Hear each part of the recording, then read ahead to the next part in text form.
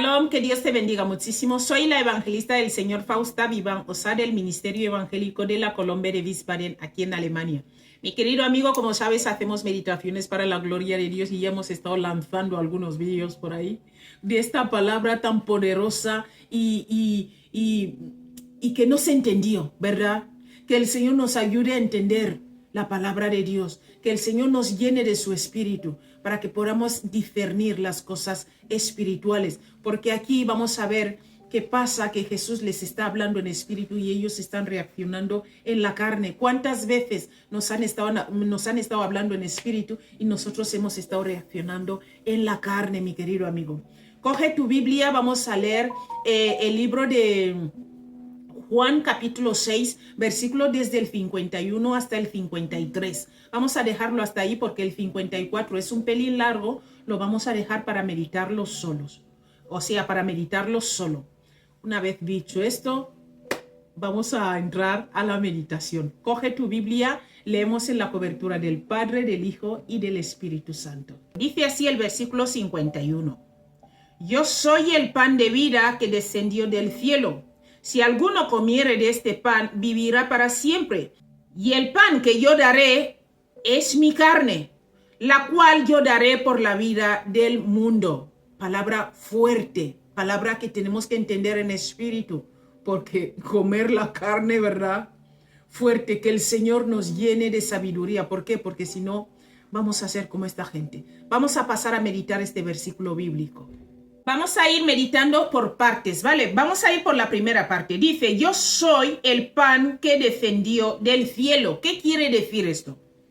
Jesús se presenta ya como Dios. Dice, yo soy, ¿verdad? Como Dios se presenta aquí. Mientras en el versículo anterior, Él se presentó como hombre.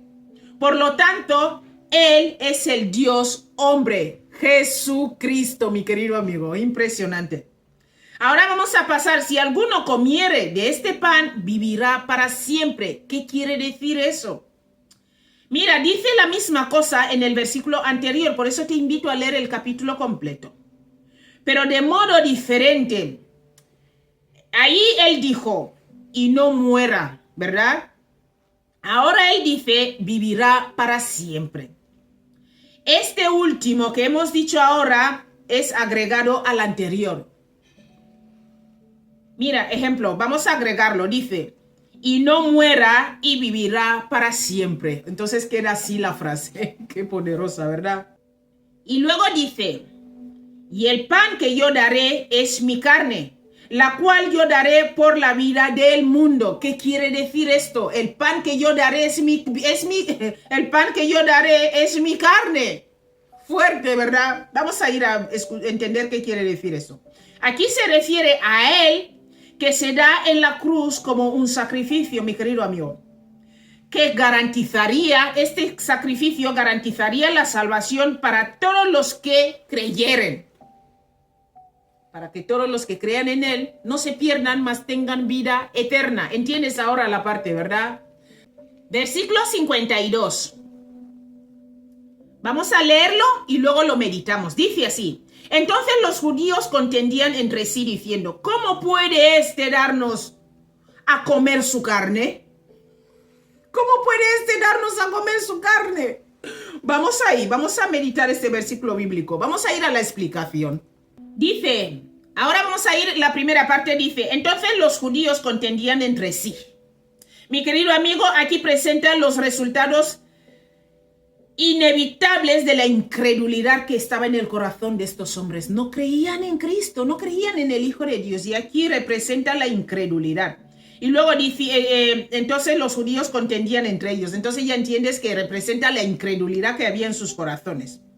Ellos decían, ¿cómo puede este darnos su carne a comer? Fuerte. Aquí, mi querido amigo, los presenta con pensamientos en lo físico. Cuando él, quien Jesús, se está refiriendo a lo espiritual. El hombre no redimido, mi querido amigo, a pesar de toda la arrogancia intelectual, no puede pensar como Dios piensa. A pesar de la educación y el intento de superarse como persona. Para todo esto, mi querido amigo, Él piensa en un nivel un poco más arriba que el de una bestia. Fuerte, esta parte me ha tocado fuerte. A pesar de todo lo que se puede estudiar, yo me he echado esta carrera. Cuando hablamos de las cosas espirituales, las cosas de Dios, no llegamos ahí. Eso es demasiado. Por eso, mi querido amigo, cuando tú y yo tenemos problemas, no vayamos al mundo. No vayamos al mundo a pedir ayuda, porque ellos no entienden las cosas de Dios y no pueden entenderlas. No pueden. No es que no quieran, es que no pueden. Porque ves aquí con lo intelectual que eran estos hombres, ves aquí con todo lo que habían estudiado, lo que conocían la Biblia, pero estaban en la carne. Y cuando uno está en la carne, no está redimido. Y si no está redimido, no puede entender las cosas espirituales. ¿Por qué? Porque el precio no ha sido pagado y el Espíritu Santo no está obrando en él. Las cosas de Dios se entienden a través del Espíritu Santo. Él es el que nos revela la verdad. Él es el que nos convence en el corazón. Sin esto, mi querido amigo, estamos perdiendo tiempo. Por eso muchas veces los creyentes, cuando tenemos problemas y vamos a pedir consejos al mundo, la cosa se vuelve peor. ¿Por qué? Porque no se puede pedir consejo al que no entiende lo que tienes. Amén. Por eso, mi querido amigo, cuando tenemos problemas, a lo espiritual. Tienes problemas y eres creyente, consulta a los siervos de Dios. Consulta a tu pastor, a los ancianos de la iglesia, al que el Espíritu de Dios te va a poner en el corazón. Consúltale y Dios te va a dar la respuesta a través de él. ¿Por qué? Porque aquí vemos que con todo lo intelectual, todo lo que eran estos hombres, no entendían que Jesús es Dios. Jesús es el que tenía que pagar el precio de tantos sacrificios que venían haciendo de hace años y años. De hace años y años que hicieron sacrificios, miles y miles de años. Y mira, llega la solución y no lo disciernen. Y ese es el problema que tiene el mundo, porque el mundo no puede discernir las cosas de Dios. Tu padre, si no es cristiano, no puede entender las cosas que tú le explicas. Tu madre, si no es creyente, no puede entender las cosas que tú le explicas. Tus abuelos, la gente que tú tienes confianza, si no son creyentes, no pueden entender el problema que tú tienes. Porque lo espiritual a lo espiritual. Jesús les habla en lo espiritual y ellos con su intelecto humano responden en la carne. ¿Te das cuenta? Ahora entiendes, ¿verdad? Vamos a pasar al versículo 53. Ahora Jesús les da una palabra fuerte aquí. Vamos a leer el 53. Dice así. Jesús les dijo, de cierto os digo, si no coméis la carne del Hijo del Hombre y bebéis su sangre, no tenéis vida en vosotros. Fuerte esta palabra.